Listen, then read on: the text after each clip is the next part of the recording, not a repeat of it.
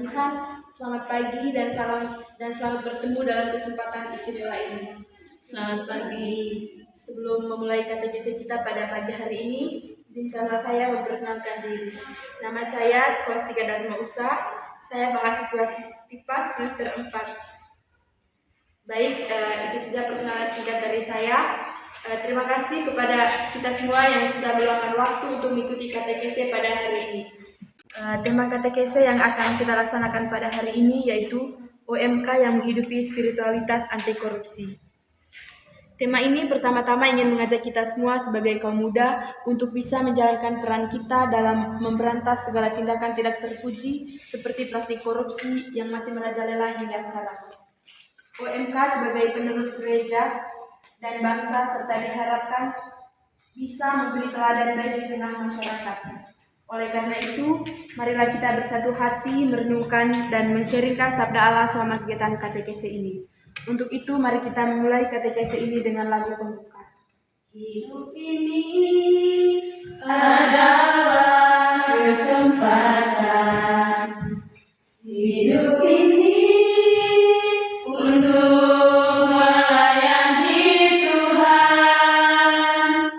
Jangan sia-siakan waktu yang Tuhan beri. Hidup ini hanya sementara. Oh Tuhan, pakailah hidupku selagi aku masih kuat. Bila saatnya nanti ku tak berdaya lagi, hidup ini sudah jadi berkat. Allah Bapa yang Maha Baik, kita syukur kami haturkan kepadamu atas segala kasih dan penyertaan-Mu sehingga saat ini kami bisa berkumpul bersama di tempat ini. Terangilah hati dan pikiran kami Tuhan agar kami mampu menyadari kasih-Mu. Curahkanlah Roh Kudus-Mu agar kami terbuka terhadap sabda-Mu dan semakin memahami peran dan tanggung jawab kami sebagai orang muda dalam meminimalisir segala tindakan yang melawan dengan kehendak-Mu, terlebih khusus tindakan korupsi. Demi Kristus Tuhan dan pengantara kami. Amin. Baik saudari-saudari sekalian, sebelum kita menimba inspirasi dari kitab suci tentang anti korupsi, terlebih dahulu kita melihat dan mendalami situasi konkret melalui cerita. Baik, terima kasih kesempatannya. Saya akan membacakan cerita tentang uang kas dan kejujuran. Di Paroki Bukir, para OMK sedang mengumpulkan dana untuk kegiatan sosial menjelang Natal. Ketua Panitia, Maya bersama beberapa temannya, bertugas mencatat pemasukan dan pengeluaran.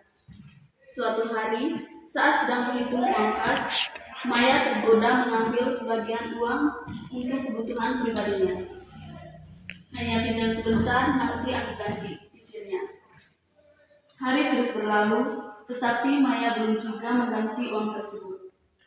Ia mulai merasa gelisah dan menjauhi teman-temannya. Kegiatan OMK pun mulai terganggu karena kekurangan dana dan teman-temannya mulai bertanya-tanya. Akhirnya, dalam rapat kecil, Maya mengakui perbuatannya. Ia menangis dan meminta maaf, lalu membalikan uang yang diambilnya. Teman-temannya terdiam. Beberapa orang kecewa, tetapi ada juga yang menguatkan Maya. Pendamping OMK berkata, jalan pertobatan itu berat, tapi justru inilah saatnya kita menjadi OMK yang sungguh hidup dalam terang Tuhan. Maya sudah jujur, sekarang giliran kita mendukungnya agar bisa bangkit kembali. Sekian saja ceritanya. Terima kasih kepada teman-teman yang sudah membawakan ceritanya. Cerita ini mengisahkan tentang Maya sebagai ketua OMK yang menggelapkan uang kas. Baik saudari-saudari, setelah mendengar cerita tadi, kira-kira bagaimana perasaan kita semua terkait isi dari cerita tersebut? Baik, saya ingin menjawab. Perasaan kita semua di sini itu senang dan salut dengan Maya yang berani mengakui kesalahan dan mengembalikan uang yang dipakainya. Terima kasih kepada Kakak Fira. Mungkin dari teman-teman yang lain, perasaan setelah mendengar cerita terkait uang kas tadi, kira-kira perasaan dari teman-teman seperti apa? Baik, kalau tidak ada, kira-kira apa pesan yang bisa kita petik dari cerita tadi? Silakan kepada teman-teman Ranti. Baik, pesan yang bisa kita petik dari cerita tentang Maya bahwa untuk menghidupi spiritualitas anti korupsi kita harus selalu bersikap jujur, bertanggung jawab, dan saling mendukung dalam kebaikan dimulai dari hal yang kecil. Dan terima kasih kepada teman Ranti. Pada intinya untuk mengikuti sikap spiritualis anti korupsi kita dimulai dari hal-hal kecil. Sebagai OMK tentunya dalam kehidupan sehari-hari mungkin kita juga mempunyai pengalaman yang serupa atau mirip dengan kisah dalam cerita tadi. Silakan men-sharingkan pengalamannya. Mungkin dari teman-teman mungkin ada yang pernah mengalami hal serupa dengan kisah Maya dalam cerita tadi. Pada Kakak Farsi, silakan. Baik, terima kasih atas waktu dan kesempatan yang telah diberikan kepada saya. Nah, di sini saya ingin menceritakan kembali pengalaman saya, di mana waktu kuliah dulu saya diberi kesempatan oleh teman-teman untuk menjadi seorang bendahara. Nah, di sini memang setiap bulan kami punya kelas wajib mengumpulkan uang sebanyak 10.000. Di sini kebetulan saya pada saat itu merasa kepepet dan saya memberanikan diri untuk meminjam uang tersebut. Tapi lama-kelamaan saya lupa bahwa saya pernah meminjam uang tersebut. Nah, pada akhirnya semua teman-teman di kelasnya kami melakukan evaluasi bersama. Nah, dan setelah dibaca semua total uangnya dan uangnya kurang. Di sini saya mulai berpikir, apakah ini uang betul-betul hilang sendiri atau pernah saya ambil. Dan setelah saya mengingat kembali bahwa benar saya pernah meminjam uang tersebut dan saya memberitahukan kepada teman-teman bahwa betul saya pernah meminjam uang tersebut. Dan habis itu dari teman-teman meminta untuk uang yang sudah dipinjam dikembalikan, dan pada akhirnya juga uang yang sudah saya ambil tadi dan dikembalikan kepada teman-teman. Terima kasih kepada Haji yang sudah bersedia menceritakan dan menceritakan pengalaman kuliahnya. Dan tadi dia mengatakan bahwa dia mengambil uang, tetapi ini hanya sebuah kekeliruan. Dan pada akhirnya Haji mengembalikan uang tersebut. Baik, terima kasih Haji. Mungkin dari teman-teman lain ada pengalaman yang serupa dengan kisah Maya tadi, silakan di-sharingkan kepada Kak Jufri. Baik, terima kasih atas kesempatan yang telah diberikan kepada saya. Saya di sini akan men-sharingkan pengalaman yang mungkin sesuai dengan cerita Maya tadi. Saya sebagai OMK juga di kantin kami itu ada pembentukan OMK. Terus dalam organisasi ini tentunya adanya bendahara. Bendahara ini terdiri dari 2 orang, yaitu laki-laki dan perempuan. Dari kedua bendahara ini mereka berdua ini melakukan penyelewengan uang kas dari hasil uang kas bola yang dilakukan setiap pada hari Minggu oleh masyarakat ataupun OMK. Kira-kira mungkin uang kas itu bisa kami anggota OMK-nya bisa menduga bahwa itu sudah mencapai 1 juta. Tetapi ketika kami menunggu hasil keputusan berapa jumlah uang kas itu, tapi tidak ada. Ternyata di sisi lain ada yang mengatakan bahwa uang kas itu sudah lenyap atau tidak ada. Terus pas hari itu saya punya kakak mau pergi pinjam uang dengan menambah pengembaliannya pada hari uang. Itu saja pengalaman yang berada di kami. Terima kasih. Baik, terima kasih kepada Kak Jufri sudah menceritakan pengalamannya berkaitan dengan pengurus OMK yang menyediakan uang, mereka menggunakan uang untuk keperluan pribadi. Baik, itu merupakan bentuk-bentuk korupsi.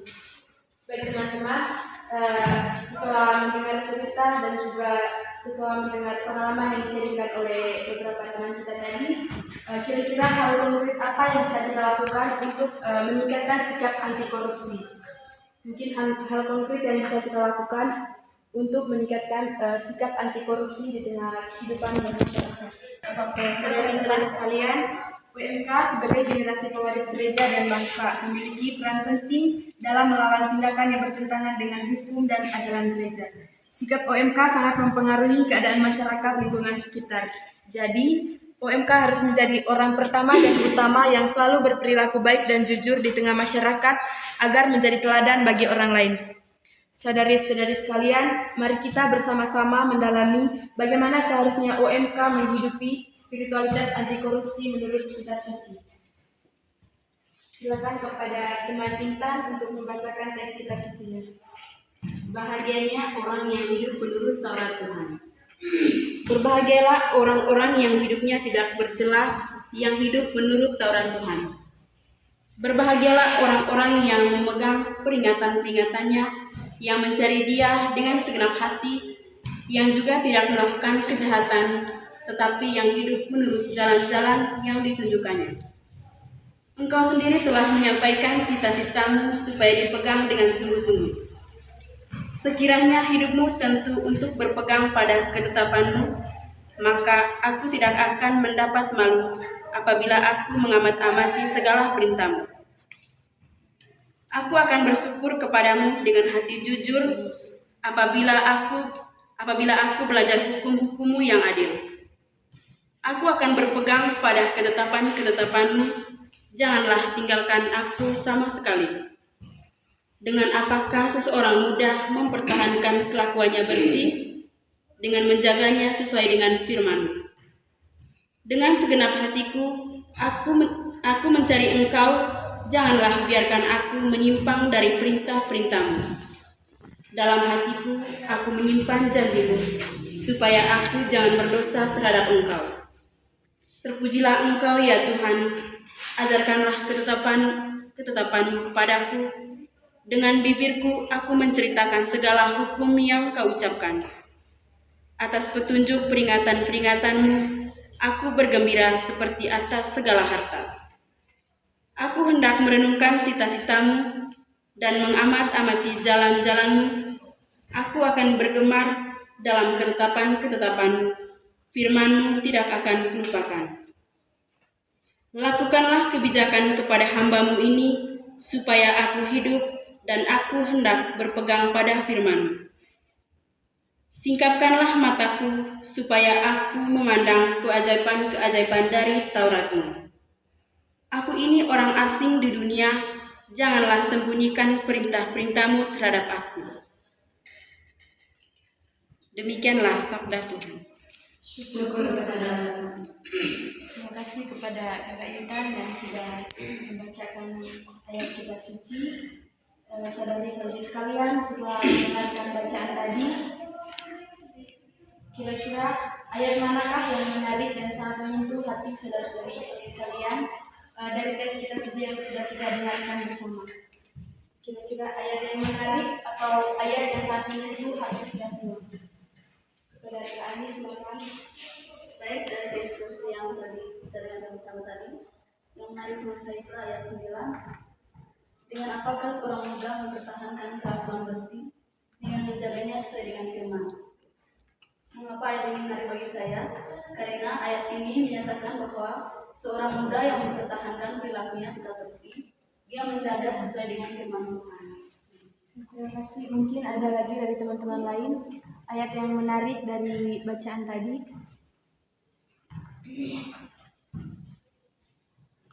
Baik, kalau tidak ada, silakan Kak Jeffrey. Baik, kalau dari saya ayat yang menarik itu ayat 7 yang berbunyi, aku akan bersyukur kepadamu dengan hati jujur. Mengapa saya tertarik dengan ayat ini?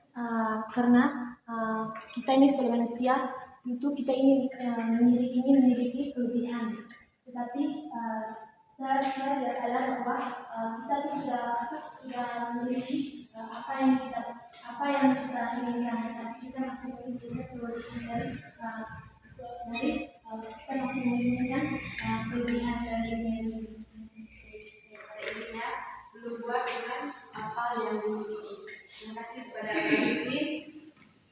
Saudara-saudari sekalian, dari bacaan yang sudah kita dengar, kira-kira apa pesan yang mau disampaikan kepada kita dari bacaan tadi? Mungkin pesan yang mau disampaikan kepada kita kira-kira seperti apa? Kepada Kakak Reji, silakan. Baik,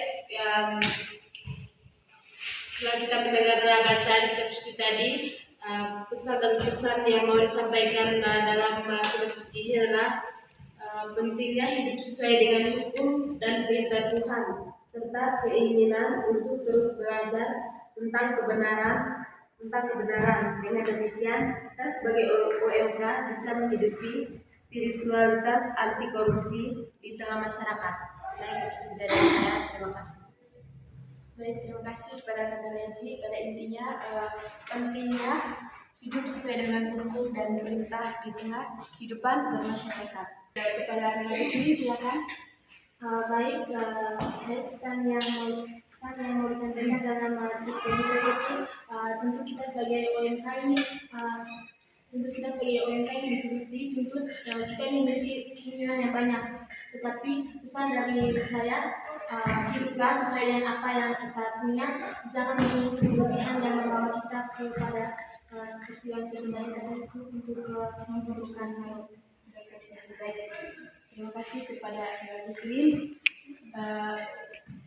Kita ketahui bahwa anti korupsi berarti melawan atau kontra terhadap tindakan korupsi, di mana tindakan yang korup bisa disamakan dengan perbuatan mencuri, karena orang yang telah melakukannya mengambil sesuatu yang bukan haknya. Tindakan melawan korupsi merupakan kewajiban moral bagi setiap individu, termasuk OMK. Sebagai anggota gereja, OMK dipanggil untuk menjadi garam dan terang dunia, termasuk dalam dunia yang diwarnai oleh banyaknya praktik korupsi. OMK sebagai generasi muda harus berani melawan praktik korupsi sekecil apapun dan menjadi teladan bagi orang lain. Dalam seri dokumen gerejawi menegaskan bahwa orang muda memiliki peran penting dalam kehidupan gereja saat ini, bukan hanya di masa depan. Dokumen ini mendorong pembentukan orang muda yang beriman, jujur, dan bertanggung jawab. Nilai-nilai ini sangat penting untuk menentukan sikap anti korupsi. Dengan pendampingan yang tepat, orang muda dapat menjadi agen perubahan yang menolak korupsi dan membangun masyarakat yang adil, transparan, dan berperan. Baik, saudara-saudari sekalian, setelah kita meminta inspirasi dari kitab suci dan juga dari pengalaman yang disampaikan oleh teman-teman tadi, sekarang kita masuk ke rencana tindak lanjut. Dari teman-teman, mungkin apa hal konkret yang bisa kita rencanakan supaya bisa meminimalisir perilaku korupsi? Hal konkret yang bisa kita rencanakan supaya bisa mengurangi atau meminimalisir tindakan korupsi. Pada Kak Ani, silakan. Baik, terima kasih atas kesempatannya. Ustaz, saudara-saudara, sebelumnya kita sebagai OMK kita harus berani untuk mengembangkan budaya kejujuran di dunia kerja atau komunitas. Terima kasih kepada Kak Ani. Partisipasi masyarakat dalam pengawasan dan pelaporan korupsi. Baik, terima kasih. Itu tadi hal konkret yang bisa kita rencanakan supaya bisa meminimalisir atau mengurangi praktik korupsi di tengah masyarakat. Lalu bagaimana strategi atau langkah yang bisa kita lakukan agar orang mengedepankan sikap anti korupsi? Kepada Cici, silakan. Kalau dari saya, strategi yang kita lakukan yaitu sesuai dengan tema, yaitu tentang korupsi, yaitu dengan melaksanakan KTPC dengan tema anti korupsi. Dan itu salah satunya melaksanakan KTPC dengan tema anti korupsi. Mungkin ada lagi dari teman-teman lain, silakan. Baik, kalau dari saya yaitu mengadakan sosialisasi tentang pentingnya anti korupsi kepada masyarakat. Mungkin ada lagi dari teman-teman lain. Jadi tadi dua tawaran aksi konkret dari teman-teman kita. Yang pertama melakukan advokasi dengan tema anti korupsi, lalu mengadakan sosialisasi tentang pentingnya anti korupsi kepada masyarakat. Bagaimana teman-teman setuju dengan aksi konkret yang ditawarkan? Setuju. Baik, saudari-saudari sekalian, kita sudah merencanakan dan menentukan tindakan konkret yang harus kita lakukan dalam meningkatkan sikap anti korupsi. Semoga kita benar-benar bisa menerapkannya dalam kehidupan sehari-hari dengan mengikuti ajaran Yesus serta menjadi teladan bagi orang lain. Dengan demikian, katekesi kita pada hari ini sudah selesai. Marilah kita akhiri dengan doa penutup. Marilah kita siapkan doa. Tuhan, terima kasih atas berkat yang sangat mulia Kau anugerahkan kepada kami. Kami mohon padamu, berilah kami kekuatan dan keberanian untuk menolak korupsi dalam bentuk apapun. Berikan kami hikmat untuk menjadi contoh yang baik bagi banyak orang. Bantulah kami supaya kami bisa menjadi agen perubahan yang positif serta mampu menegakkan keadilan dalam lingkungan kami. Demi Kristus Tuhan dan Pengatara kami. Marilah kita satukan doa dan harapan kita dengan berdoa. Bapa kami, Mari surga muliakan namamu, datanglah kerajaanmu, jadilah kehendakmu, di atas bumi seperti dalam surga. Berilah kami rezeki pada hari ini, dan ampunilah kesalahan kami, seperti yang kami mengampuni kesalahan kami, dan jangan masukkan kami ke dalam pencobaan, tetapi bebaskanlah kami dari jahat. Terima kasih Yesus Untuk kasih setiamu yang ku alami dalam hidupku. Terima kasih Yesus untuk kebaikanmu sepanjang hidupku. Terima kasih Yesusku buat anugerah yang Kau beri. Sebab hari ini Tuhan adalah syukur bagimu. terpujilah Tuhan kita Yesus Kristus. Sampai selamanya. Amin.